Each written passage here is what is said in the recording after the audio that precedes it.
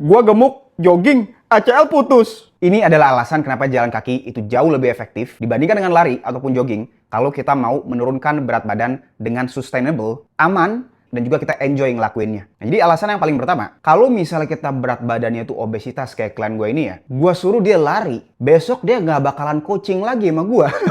Karena apa? Karena dia bakalan yang pertama, tingkat cederanya akan sangat tinggi. Karena sendinya itu tidak terlatih untuk lari. Karena berat badannya pun juga masih keberatan. Oke? Jadi sebelum kita ngelakuin olahraga lari atau jogging, dan itu olahraga yang bagus ya, kita mau turunin dulu berat badannya dengan olahraga jalan kaki ini. Ataupun kayak klien gue ini ya, yang cewek itu turun sebanyak hampir 5 kiloan dalam sebulan, lingkar perutnya tuh langsung mengecil, menyusut. Turun sebanyak 19 cm. Teman-teman bisa lihat before afternya tanggalnya. Ataupun yang satu lagi ini turun sebanyak 9 kg dan perutnya itu langsung rata dalam 1 bulan. Jadi itu alasan kenapa kita wajib jalan kaki kalau kita mau turunin berat badan, terutama buat orang yang gemuk atau obesitas. Karena gue pun pada saat gue obesitas zaman dulu ini, yang kadar lemak 30% ini, gue nggak bisa lari, Pak. Sakit kaki gue. Jadi itu alasan yang pertama. Yang kedua, kalau kita jalan kaki dengan keadaan berat badan yang obesitas, detak jantung kita secara otomatis akan sudah berada di zona 2. Oke, zona pembakaran lemak yang paling maksimal. Ya, daripada lari, kita bakalan pakai gula. Sehingga nanti kita bakalan cairan yang ngedrop, karena kita bakalan berkeringat banget, kita langsung bakalan lapar-lapar ya. Itu bakalan membuat kita susah berada di dalam keadaan kalori defisit. Yang artinya kita mau menjaga makanan kita itu, yang masuk itu yang nggak tinggi kalori. Karena kita saking laparnya, kita nyomot apa? Nyomot gorengan, ya, yang cepet, yang enak, yang murah. Oke, jadi itu alasan yang kedua. Kalau jalan kaki bakalan murni pakai lemak dan nggak ngebikin lapar-lapar. Nah, cuman kalau misalnya teman-teman mau ngelakuin jalan kaki untuk turunin berat badan, kita harus perhatiin alasan yang terakhir ini ya. Kita wajib jalan kakinya itu terukur. Nggak bisa jalan kakinya itu asal-asalan, nggak ada ukurannya ya. Kita mau jalan kakinya itu 8.000 sampai 15.000 langkah tuh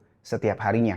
Yaitu sama dengan 80 sampai 150 menit tuh setiap hari. Nah, jangan lupa juga nih kesalahan yang paling fatal, yaitu ketika kita setelah jalan kaki, kita tidak memenuhi kebutuhan protein yang berdampak ke respon lapar kita. Kalau misalnya kita kurang protein, nanti kita bakalan jadi gampang lapar. Malam-malam kita ke abang-abang nasi goreng, atau ke abang-abang martabak, atau ke abang-abang ketoprak. Ya, jadi kita mau memenuhi kebutuhan protein minimal 50-100 gram protein per sekali makan kayak gue gini ya. 400 gram sirloin steak kayak gini sekali makan. Kita makan 2-3 kali supaya nanti kita kebutuhan protein tercukupi, kita nggak lapar-lapar, dan kita bakalan naikin metabolisme tubuh kita. Nah, yang terakhir, kita juga wajib tidur yang cukup. Kalau tidur kurang, kita bakalan nggak ada tenaga tuh untuk jalan kaki.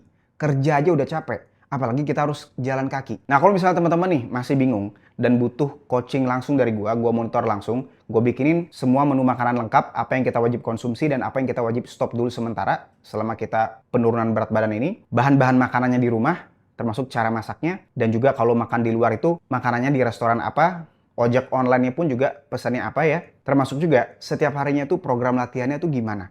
Mau latihan di rumah ataupun di tempat gym. Nah, kalau misalnya teman-teman tertarik untuk dibikinin itu semua dan gua monitor langsung setiap hari, teman-teman bisa langsung daftar aja di link di bio.